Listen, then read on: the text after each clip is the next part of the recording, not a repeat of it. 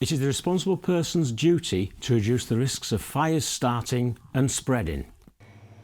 The responsible person must perform a fire risk assessment of the premises and review it regularly, or when changes are made to the premises.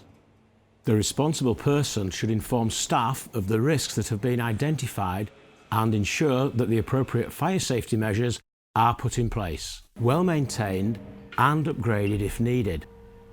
It is important to create a plan for the event of an emergency.